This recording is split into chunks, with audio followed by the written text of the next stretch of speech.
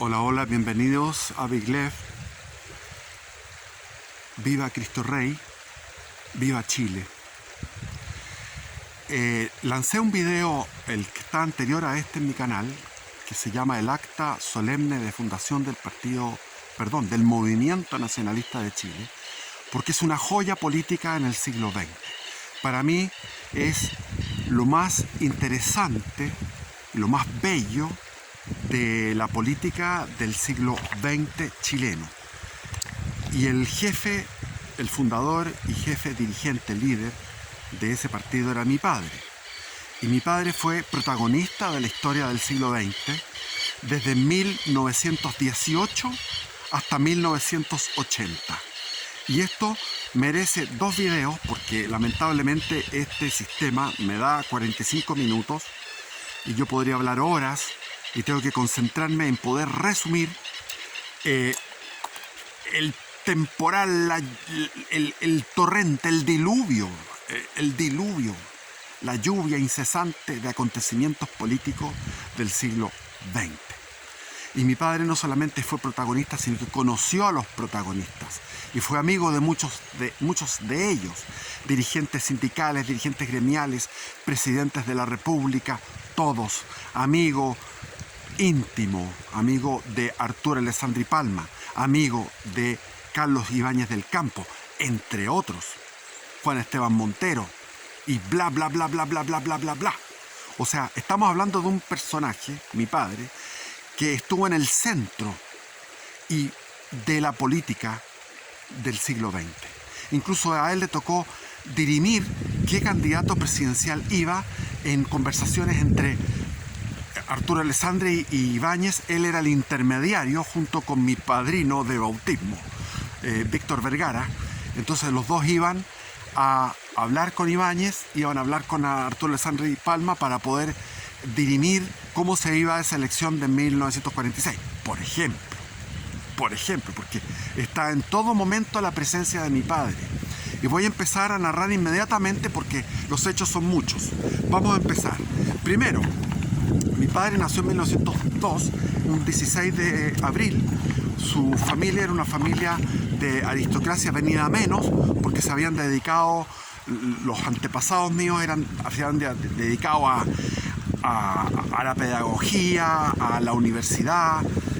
Mi tatarabuelo era el fundador, el primer astrónomo chileno que trajo el primer telescopio, don Gabriel Izquierdo Escudero, trajo el primer telescopio, y su primo había traído el primer microscopio, y mi abuelo, Abel Izquierdo, era el director de la Escuela de Artes y Oficios y escribía una serie de libros sobre matemáticas. Mi padre, mi abuelo, bueno, etcétera, no voy a seguir hablando de eso. Joder, vámonos a mi padre. Mi padre entonces pertenecía a una clase media apretada, con 10 hermanos, con un papá profesor. Entonces entró al Instituto Nacional, al externado del Instituto Nacional. Había un externado y un internado. Al internado iban los niños con más recursos. Y él fue al externado, donde había más de 1000 alumnos en aquellos tiempos. Y le correspondió la fundación. Él fue un líder, junto con otros 3 estudiantes institutanos, de la fundación de la Federación de Estudiantes Secundarios. En 1918, en 1906 había fundado la FECH, que era la Federación de Estudiantes de la Universidad de Chile. Y la FECH en aquellos tiempos estaba sana.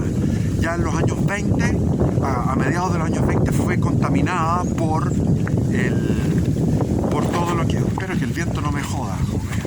Vine para acá. Ya, vamos a protegernos aquí.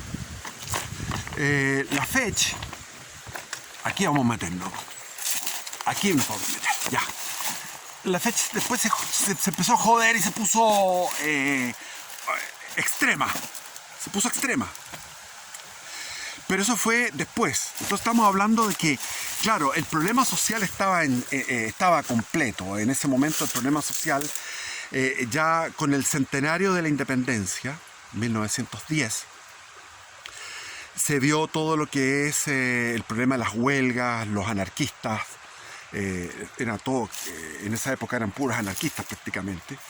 Y mi padre con otros institutanos del Instituto Nacional, crearon la Federación de Estudiantes Secundarios, que era la federación chica de los chicos, la federación de los pequeños, en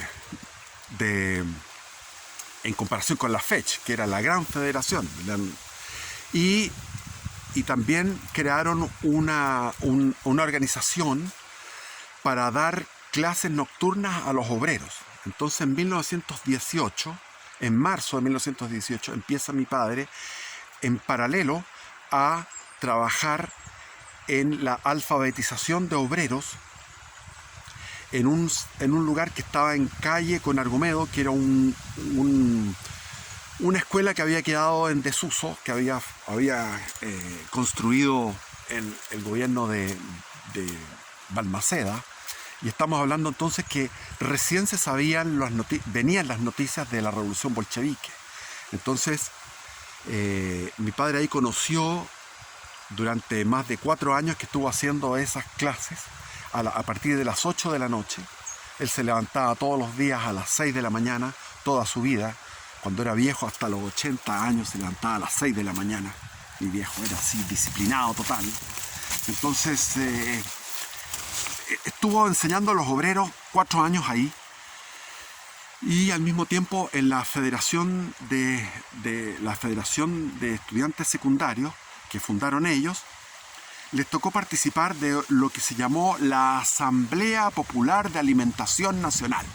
Esta Asamblea Popular de Alimentación Nacional era una macro agrupación donde iba la FOCH. La FOCH era la agrupación que después fue comunista de obreros.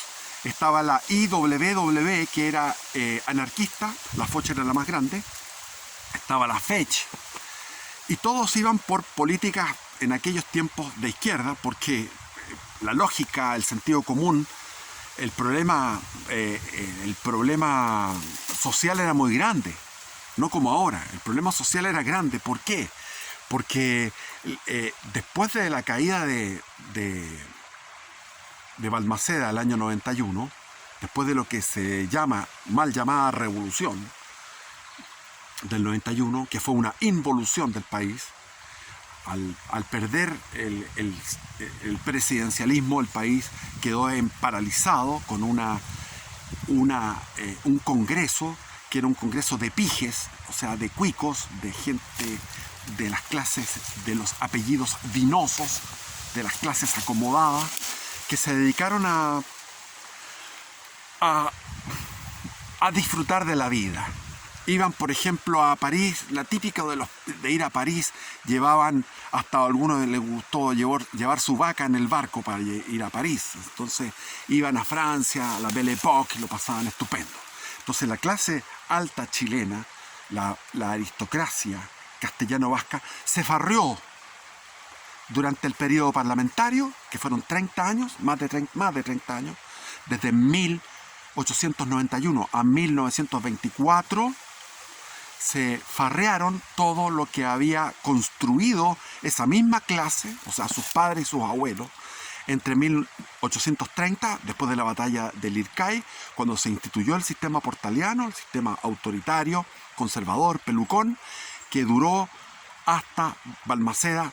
Claro, Balmaceda era liberal, los liberales fueron ganando terreno de a poco, fue por tajadas, de lonja en lonja, fueron ganando la masonería también, pero eso se mantenía, habíamos ganado con presidentes masones y liberales, habíamos ganado la guerra del Pacífico, y todo eso significó un relajo finalmente.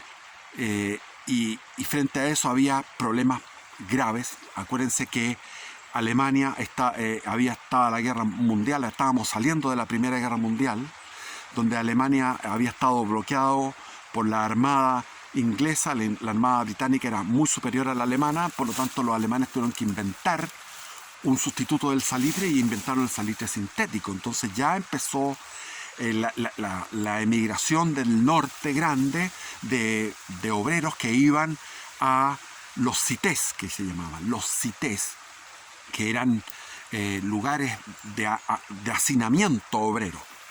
Entonces, mi padre entró al Partido Demócrata, que era el partido más de izquierda que venía del siglo XIX, donde estaba Luis Emilio Recabarren.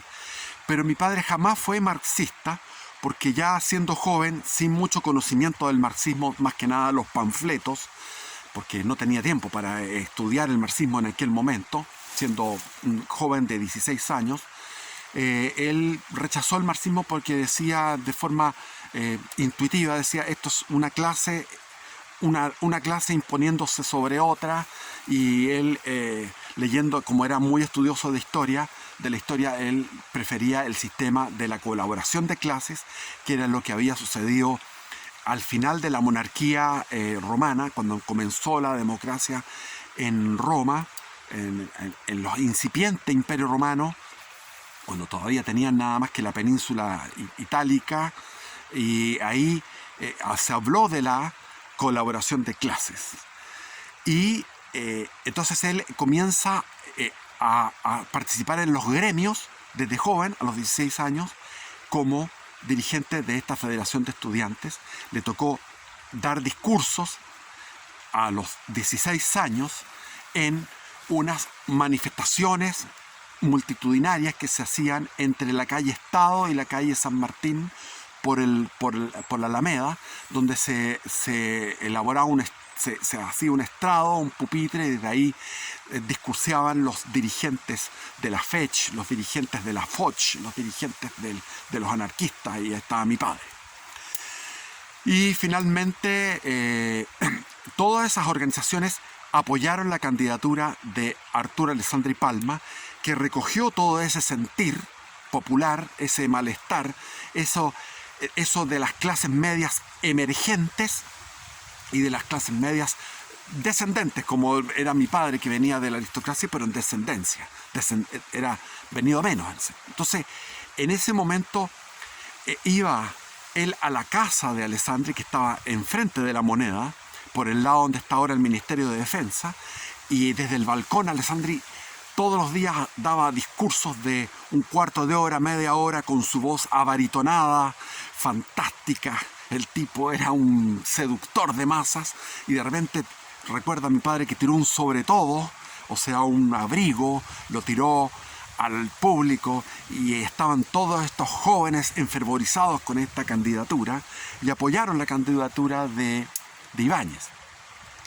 La Federación de Estudiantes Secundarios encontró un lugar donde sesionar, que era detrás de unas mesas de pool y unas mesas de billar, a los pies del Cerro Santa Lucía. Todavía no existía la calle esa Santa Lucía. Y ahí sesionaban, y bueno, seguían con la alfabetización de obreros. Mi padre contaba que había muchos obreros inteligentísimos que estaban despiertos y muy interesados en la historia, sobre todo en la historia de las luchas obreras.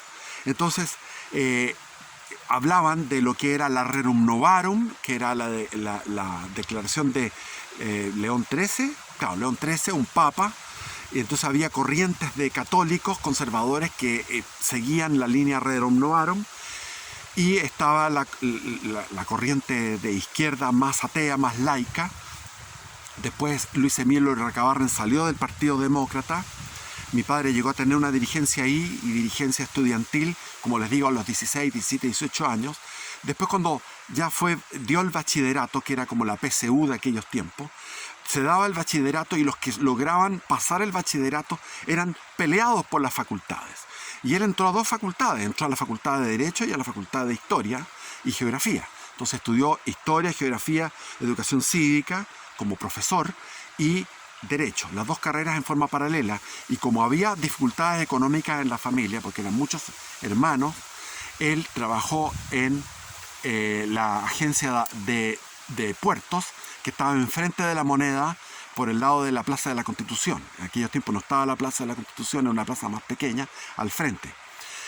Y le tocó a mi padre ver cómo Alessandri fue perdiendo popularidad, porque el gobierno de Alessandri no pudo hacer las reformas que se exigían y que pedía el clamor popular, como el Código del Trabajo, la jornada de 8 horas, etc. la ley de la silla, o sea, poder estar sentado en algunos momentos, bueno, cosas, eso está en las materias de historia normales. Yo quiero hablar de la historia pequeña, que es la más interesante.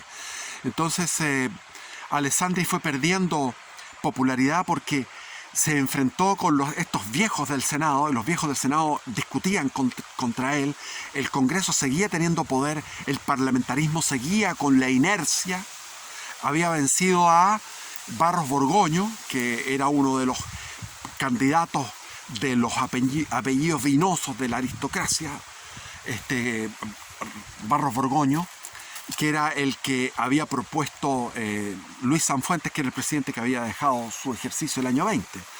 Entonces, el gobierno de Arturo Alessandri Palma fue perdiendo esta popularidad y el clamor popular fue escuchado por los militares, y los militares acudieron a la galería del Congreso, donde estaban estos señores aumentándose la dieta y discutiendo el aumento de la dieta, mientras la oficialidad del ejército estaba con muy poco sueldo, estaban en una situación paupérrima, no se había dado ninguna pensión a los veteranos del 79, a los veteranos de la Guerra del Pacífico, andaban mendigando en las calles, a los mutilados de piernas, mutilados de brazos, mendigando en las calles, los veteranos del 79. Ese era el régimen liberal donde se permitía solamente la empresa privada, pero no había nada estatal que protegiera a estas personas. O sea, ellos lucharon y quedaron ahí botados, mendigando en las calles de Santiago, los veteranos del 79. De la Guerra del Pacífico. Entonces, los militares hicieron lo que se llama el ruido de sables, pero no fue un ruido de sables, sino simplemente gritaron y le dijeron: ustedes se van. Y el 5 de septiembre del año 24, se nombró una junta de gobierno dirigida por el general Altamirano, y ahí mi padre cuenta que fueron 200 jóvenes, entre ellos él, vitoreando y dando consignas, rodeando a estos generales, coroneles, capitanes, que tomaron la moneda y dejaron a Alessandri, y se fue a Europa, como se iba en ese momento, en un tren, pasando el tren trasandino, que era de Santiago los Andes Mendoza, y de Mendoza tomaron un tren a Buenos Aires, y de Buenos Aires un barco a Europa. Y ahí quedaron haciendo, durante 3 meses se fue desprestigiando a Altamirano y esa junta, porque querían nombrar a uno de los Sanfuentes y a uno de estos de derecha antiguo. Entonces no estaban llevando a cabo las reformas que se pedía al pueblo, porque era unánime, prácticamente el 80%.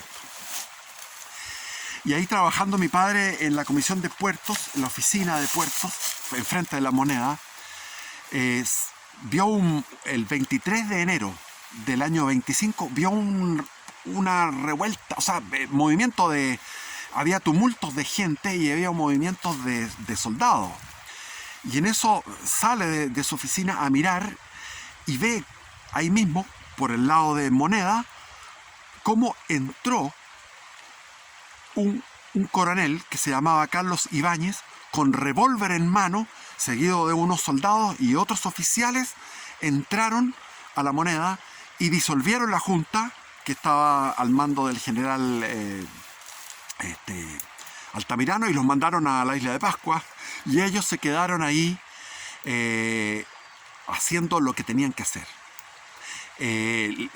elaborando decretos ley con nuevas leyes laborales, leyes sociales, y llamaron de vuelta a Alessandri. Y Alessandri volvió de Europa inmediatamente, y en marzo de ese mismo año, 2 meses después, llegó de una manera apoteósica. Llegó Arturo Alessandri Palma de una manera apoteósica. No podía avanzar con retraso de 2 horas para llegar a la Moneda, porque tenía que hacer discursos en cada 2 o 3 cuadras. Llegaba la gente, las multitudes, y él les daba discursos, después otro discurso, iba dando discursos sucesivos hasta tomar la moneda, ocupar la moneda, no tomarla, ocuparla. Y de ahí viene lo que es la redacción de la Constitución del 25, donde participaron distintas fuentes. No me voy a meter en ese tema porque voy corriendo como mata caballo por la historia. Y Alessandri tenía se vota la Constitución, que no resultó finalmente, porque esa Constitución era una Constitución presidencialista, y se suponía que el presidente iba a gobernar sobre el Congreso. Al principio no resultó esto, y después, cuando se puso en práctica efectivamente a partir del año 32, con el segundo gobierno de Alessandri, empezó a darse el sistema de que el presidente tenía que estar supeditado a los partidos políticos. Entonces los partidos políticos, las cúpulas de los partidos políticos reemplazaron al Congreso. Y finalmente la politiquería fue la que reinó. Esa Constitución fue un fracaso. Y terminó el 11 de septiembre del año 73, después de más de 40 años de funcionar de manera mal. Tenemos que contar toda esta lluvia de acontecimientos. Entonces, él tenía hasta diciembre, renunció en octubre, y en octubre se llamó a elecciones, y Alessandri se aconsejó personalmente de no ir a elecciones en ese momento, y todos los partidos se pusieron de acuerdo, y todos los partidos llegaron a un consenso, desde el radical, el demócrata, los liberales, los conservadores. Todos se fueron a un solo candidato, que era Emiliano Figueroa Larraín. Véanlo en Google, la foto, la estampa, el orgulloso que era Emiliano Figueroa Larraín. Que el tipo era un ambicioso por el poder desde tiempos inmemoriales, porque cuando Pedro Montt en 1910 falleció, le correspondía a mi tío abuelo, mi tío abuelo era Luis Izquierdo Fredes, que era ministro en ese momento. Le correspondía, por ser el ministro de mayor antigüedad, como decía la Constitución de 1833, de ser el que lo sucediera en el cargo de presidente. Pero estaba Emiliano Figueroa Larraín en ese momento, le dijo: no, yo quiero ser presidente. Y como había aún muchas delegaciones para conmemorar el centenario, 1910, el centenario de la independencia chilena, había de todas partes del mundo, Luis Izquierdo Fredes, mi tío abuelo, dijo: no, por favor, yo no quiero ser presidente, sea usted. Desde aquellos tiempos andaba jodiendo este hombre. Y el tipo, hubo un candidato alternativo, que fue un tipo, ¿cómo se llamaba el apellido? Se me olvida, pero era un doctor, y representaba a los gremios. Ya empezó el poder de los gremios, donde mi padre sacó después el título de abogado. O sea, sacó dos títulos, el de profesor de Historia y Geografía y el de abogado. Y al sacar el título de abogado se dedicó a hacer estatutos, reglamentos, estructuras jurídicas, darle legitimidad a los gremios de todo tipo, sindicales, de trabajadores manuales, trabajadores intelectuales, de profesionales, de gremios patronales también. Entonces él tuvo relación con todo tipo de estamentos. Y siempre me impresionó a mí, de mi padre, que no tenía ni un gramo, ni una décima, ni la más milésima, ni la milésima de ser clasista. No tenía nada de clasismo. Entonces a veces iban a mi casa gente muy humilde, gente realmente de muy humilde, que eran amigos de mi padre. Él tenía una diversidad desde de gente de clase alta a clase baja. Todos para él eran igual, los trataba de igual a igual. Una gran cosa. Entonces, ese candidato obviamente no pudo ganar las elecciones, porque estaban todos los partidos de acuerdo para que estuviera Emiliano Figueroa Larraín. Y Carlos Ibáñez del Campo se colocó en el Ministerio de Guerra, y del Ministerio de Guerra pasó al Ministerio del Interior. Pero como seguía esta inercia del parlamentarismo, como había una inercia en el parlamentarismo, entonces la gente todavía estaba acostumbrada a que el primer ministro o ministro de Interior o vicepresidente era el que gobernaba. Entonces Carlos Ibáñez del Campo empezó a tener un protagonismo, y Emiliano Figueroa Larraín finalmente tuvo que renunciar, y hubo una elección, y en esa elección no hubo competencias. Fue Carlos Ibáñez del Campo solo, nadie quiso hacerle competencia, porque más del 80% de los chilenos querían a Carlos Ibáñez. ¿Por qué? Porque Carlos Ibáñez representaba dos cosas que querían. Querían orden, porque no había orden, querían seguridad y querían las políticas de izquierda, comillas. O sea, ahora vemos lo que es izquierda como una cosa penca. No piensen en la izquierda de ahora, estamos hablando de los años 20, cosas que eran necesarias de sentido común, cosas que eran, como por ejemplo, fue después eso, pero para que les darles una idea pedagógica, el voto femenino. El voto femenino era una cosa que no se daba en esa época. Entonces, por ejemplo, son cosas que son como comillas de izquierda, pero no eran de izquierda. O sea, el voto femenino fue un voto que fue consensuado. Todo el mundo dijo esto tiene que ser así. Era cosa de sentido común, fueran avances en el siglo XX. Entonces, esto es como un protofascismo, digamos, un fascismo. Yo llamo fascismo a lo que es correcto, lo que es el fascismo correcto, que es un Estado fuerte, autoritario, con políticas populistas, a favor de los sindicatos, una sindicalización obligatoria. Se resuelven las huelgas, se resuelven sin huelga, sino que con negociaciones, con un Estado corporativo donde las corporaciones van a ser representadas, los gremios, las corporaciones, las fuerzas vivas de la nación son representadas en un congreso. Ahora, eso no se dio, porque estaba iniciándose aquello. Y Portales, iba a decir, Carlos Ibáñez del Campo hizo muchas cosas. Fundó LAN, la Línea Aérea Nacional, el Carabineros de Chile, la Fuerza Aérea, la FACH. Llegó a un acuerdo con Perú por el tema de Arica y Tacna, zanjándose el Tratado de Amistad, de Paz y Amistad del 1929. El Banco Central, el Banco del Estado, el Banco Central, etcétera. Entonces, fue muy prolífico y al mismo tiempo pidió muchos créditos, pensando que la economía seguiría bien, más o menos bien, porque no sabían, nadie podía avisorar ni tenía la bola de cristal de que venía el crash de diciembre de 1929 en la bolsa de New York. El que se dio cuenta eso fue el Kennedy, el papá de John Kennedy, de la familia Kennedy, que estaba lustrándose con el lustrador de botas ahí en Wall Street.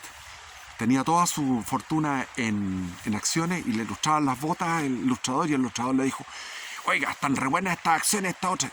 Y él dijo: si el que me está lustrando las botas está metido en acciones, aquí hay una burbuja. Esto está inflado. Y retiró todas sus acciones y de ahí salvó toda la fortuna de los Kennedy. De ahí viene la fortuna de los Kennedy, de la familia Kennedy. Bueno, nadie podía saber eso. Y se produce el crack, la crisis del 29, que tiene repercusiones mundiales. Y en Chile fue el país más afectado del mundo, porque se conjugaron muchas cosas, la caída del salitre, etc. Entonces se produjo el problema social grave para el gobierno de Ibáñez. Ibáñez trató de mantener el poder porque veía él que si él dejaba el poder iba a venir una época de caos y de anarquía. Lo mismo que le pasó a O'Higgins. O'Higgins no quería entregar el poder porque veía que venía una época de anarquía. Y esto se produjo en los años 20 de 1820 y ahora se produjo en los años 20 de 1920. 100 años después, lo mismo. Entonces, el paralelo histórico como que se repitió la historia. Entonces, Ibáñez aguantó, hubo movilizaciones populares, hubo varios muertos, y hasta que hubo muertos con apellidos Vinosos, ahí se produjo el problema. Ahí cayó Ibáñez. Se produjo un muerto de apellido Vinoso, Larraín creo que era.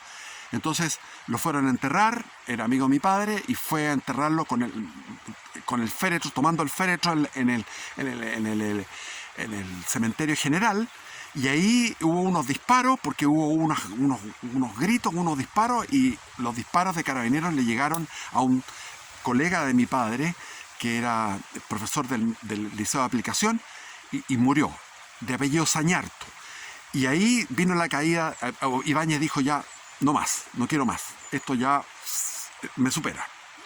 renunció, y mientras se supo la renuncia de Ibáñez, iba una multitud a enterrar, entre ellos el que llevaba el ataúd era mi padre, de su amigo y colega Sañartu, al cementerio general. Y ahí viene el ministro del Interior de Ibáñez, que era Montero, Juan Esteban Montero, fue nombrado presidente, y él gobernó un tiempo breve porque se produjeron también muchos problemas. Estábamos en plena crisis del 29, que esto era en el año 31. Esto fue en julio del 31. Entonces ya agosto, septiembre del 31 hasta el 32, hasta septiembre del 32, un año estuvo Juan Esteban Montero, y se produjo algo planificado por el Partido Comunista. El Partido Comunista ya llevaba 10 años funcionando en la clandestinidad y había ejercido un gran trabajo de masas en lo que era la marinería, los marineros de la Armada. Entonces, la oficialidad de la Armada, toda la flota completa, fue a Coquimbo, y la oficialidad bajó a una fiesta de camaradería en Coquimbo, y la marinería, sargentos para abajo, cabos, tomaron al más puro estilo del acorazado Potemkin. Vean esa película de Eisenstein, El acorazado Potemkin, que es una película muda de la época soviética, y los bolcheviques de la Armada tomaron los barcos, mataron a algunos oficiales, tomaron los barcos, y Esteban Montero envió a la FACH, a la Fuerza Aérea, y la Fuerza Aérea bombardeó la escuadra y hizo rendirse a los revolucionarios. Paralelamente habían tomado también los revolucionarios la base naval de Talcahuano, la que fue aplastada esa insurrección a sangre y fuego por el ejército. Entonces, frente a estas dificultades revolucionarias, Juan Esteban Montero se mantuvo en el poder, pero fue liquidado, fue sacado por los revolucionarios de la FACH, porque la FACH estaba llena de hueones de izquierda hasta el día de hoy. Hasta el día de hoy. La FACH, sí o sí, fue la más rebelde a Pinochet. La FACH. Acuérdense. Los que sepan, algún día lo vamos a hablar de ese tema. 1978. La rebelión de Gustavo Lee Guzmán, después el Matei fue ahí nomás, el Matei fue ahí nomás, etc. Entonces, la FACH, comandada por Marmaduke Grove, que era del Partido Socialista, donde estaba Oskar Schnake, y en aquellos tiempos estaba incipientemente... no, todavía no estaba Allende. Allende era un mocoso.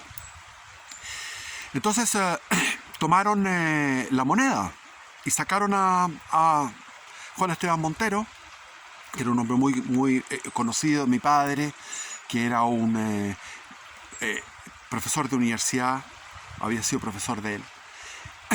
Y esta junta duró 10 días, porque llegó otro tipo de la FACH, que era Carlos Dávila Espinosa, que hizo otro golpe con todos los aviones pasando a vuelo rasante por la moneda, los aviones de la FACH, para intimidar a Marmaduke Grove, que era socialista, y se generó una ¿cómo se llama esto? Una junta más moderada. Y ahí llamaron a mi padre, porque había varios. Ahí estaba Juan Antonio Ríos, que después fue presidente de Chile.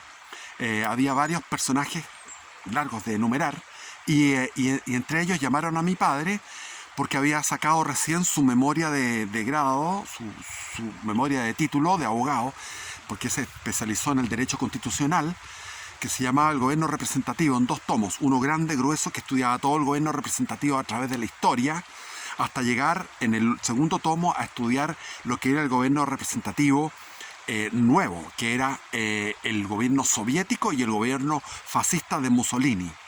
Entonces estudiaba esos dos, y en América Latina no había nadie que había hecho ese estudio, e incluso en Europa.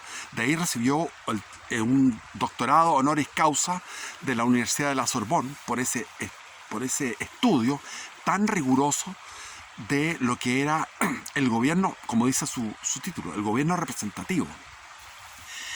Y como constitucionalista recién titulado, eran puros jóvenes los que estaban en ese gobierno, le mandaron elaborar una constitución, y mi padre elaboró una constitución rápidamente porque la tenía en la mente. Como mi hijo también tiene una constitución que la sacó, mi hijo es impresionante, sacó una constitución así. Vean eso, está en la biblioteca, está en el link de la descripción de este video, lo que es la biblioteca de mi hijo, donde están todos los escritos que tiene mi hijo y los escritos míos, que son dos libros autobiográficos. Y mi hijo tiene ahí sus escritos, que son notables. Son notables. Yo soy un puente entre dos gigantes. Mi padre es gigante, mi hijo es gigante. Bueno, entonces, ese era un proyecto constitucional que se estudia en España.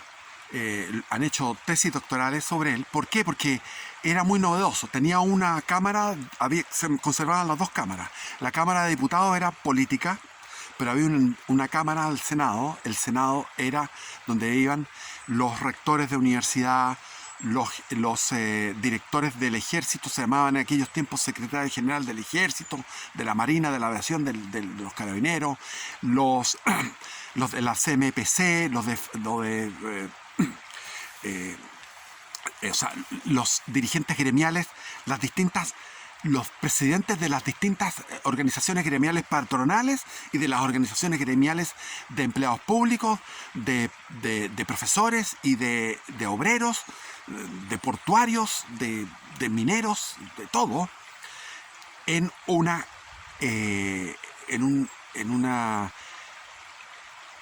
cámara viva, funcional, donde se expresa los gremios, se expresan las fuerzas vivas de la nación, de los trabajadores, donde hay un sufragio calificado, donde el sufragio ya no es un hombre, un voto, sino que es un hombre, un voto dentro de una organización que lleva a un hombre a ese congreso, a esa Cámara de Senadores.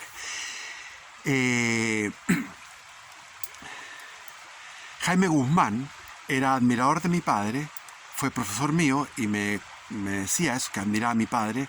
Entonces él copió eso, pero lo copió a medias. Los famosos senadores designados, los expresidentes, etc. Entonces, los que quieren estudiar la Constitución del 80 tenía un tercio de senadores designados. En este caso, mi padre decía, no, todos. O sea, dos cámaras, una política y una... ¿Por qué? Porque él tiene unas críticas al sistema liberal, parlamentario, de democracia representativa totalmente profundas y asertivas. Entonces, él quería reemplazar aquello por una democracia funcional. Y ahí escribió un libro después que se llamaba Racionalización de la Democracia. Y a todo esto vino un movimiento militar nuevamente y salió cascando Carlos Dávila y vino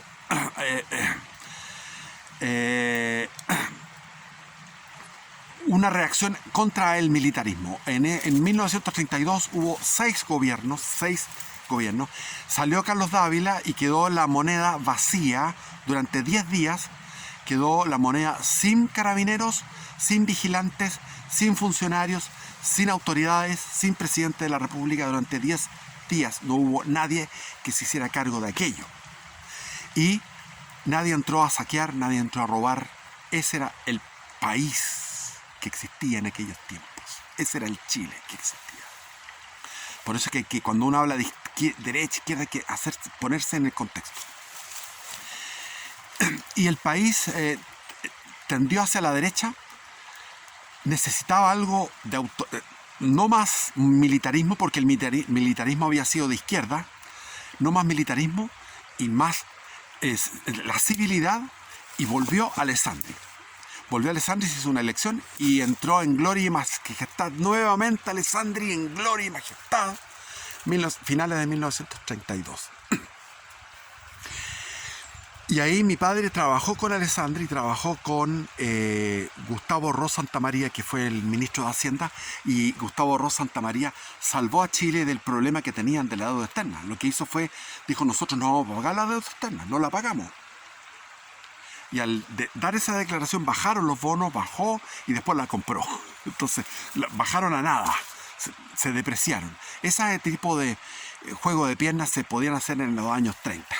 Y eso fue lo que hizo después Juan Domingo Perón en Argentina. Se hacían ese tipo de cosas en el siglo XX. Y Arturo Alessandri tuvo un gobierno complicado porque seguían los problemas. Pero la gente necesitaba orden y querían contrarrestar al poder, el poder de los militares. Había que contrarrestar ese poder de los militares. ¿Y cómo se hizo? Mediante la milicia republicana, es decir, lo mismo que había hecho Diego Portales en los mismos años, hace 100 años atrás, en 1832, 33, lo mismo. Exactamente 100 años después se replicaba en la milicia republicana, que eran padres de familia, gente de bien, que eran armados, les pasaron armas al mismo ejército, por orden del presidente de la República, y la milicia republicana funcionó hasta el año 35. Y después entregaron las armas. La gente chilena es tan buena, tan inocente, ingenua, que entregaron las armas. Eso no sucede en otras partes. Era una milicia yo me acuerdo haber conversado a orillas del río Aconcagua cuando era niño con un tal Middleton que tenía un fondo a orillas del río Aconcagua. Nos bañábamos en el río y él contaba las aventuras de la milicia republicana. Y la milicia republicana era para contrarrestar a este militarismo que finalmente fue dejado, pero siguió. En el año 36 hubo un intento de golpe de Estado en el cual estaba involucrado Ariosto Herrera, supuestamente Ariosto Herrera, el coronel en aquellos tiempos, Ariosto Herrera, y Arturo Alessandri lo mandó a Roma, donde estuvo como agregado militar en gobierno de Mussolini. Y Ariosto regresó después cuando se produjo cuando llegó el gobierno del Frente Popular. A todo esto, el Frente Popular fue el segundo Frente Popular del mundo. El primero fue el francés, después vino el Frente Popular chileno y después, en tercer lugar, el español. Y el chileno en 1935 ya estaba constituido con radicales, socialistas y comunistas. Y este Frente Popular llegó a la presidencia gracias a el golpe de Estado absurdo, ridículo, pero sí muy heroico de los nazis, porque los nazis empezaron en 1932 junto con el Partido Socialista. Se generó el Partido Socialista, el Partido Nazi, Nacional Socialista, con González Fomarés, y estos nazis hicieron un golpe de Estado bastante absurdo. Tomaron la sede de la Universidad de Chile y el Seguro Obrero, que es un edificio que está ahí en Morandé con Moneda, y llegó el ejército. Arturo Alessandri dijo: mandan el ejército cañoneó la entrada a la universidad, a la sede de la Universidad de Chile, y ahí tomaron a todos estos prisioneros, los hicieron caminar por la calle Bandera y los llevaron al edificio del Seguro Obrero, y ahí los mataron y los remataron. Solamente sobrevivieron 3. Entre ellos un tal Montes, que siempre iba todos los 5, esto fue el 5 de septiembre de 1938, a 20 y tantos días de la elección presidencial. Y ahí Arturo Alessandri no tuvo nada que ver, lo dice mi padre. Habló con él muchas veces y lo defiende, que no fue él, sino que fue un general de carabineros que tomó la orden de Alessandri al pie de la letra y los eliminó. Murieron más de 60 jóvenes, 70 jóvenes ahí, del nacionalsocialismo. Y eso permitió que la candidatura de Ibáñez, acusaron a Ibáñez. Y Ibáñez tampoco tenía nada que ver con eso. Y Ibáñez se bajó. Y los nazis apoyaron a los radicales, al Frente Popular, y entraron al gobierno con el Frente Popular los nazis. Igual como estaba en Europa el pacto de alianza de no agresión entre Hitler y Stalin. Era un momento en que estaban pato con lengua, estaban los comunistas y los nazis eran uno solo, eran aliados. Entonces, en ese momento perdió la candidatura de Gustavo Ros Santamaría, que fue una pérdida gravísima, porque era el candidato de la derecha moderna, de una derecha con ideas propias. Entonces Gustavo Ros Santamaría era el candidato ideal para mantener un orden en el país, y lo que pasó fue que ganó el Frente Popular gracias a este intento de golpe de Estado de los nazis, del nacionalsocialismo. Y el ibañismo, Ibáñez tuvo que bajarse la candidatura porque lo acusaron. Ibáñez también se declaró partidario del Frente Popular.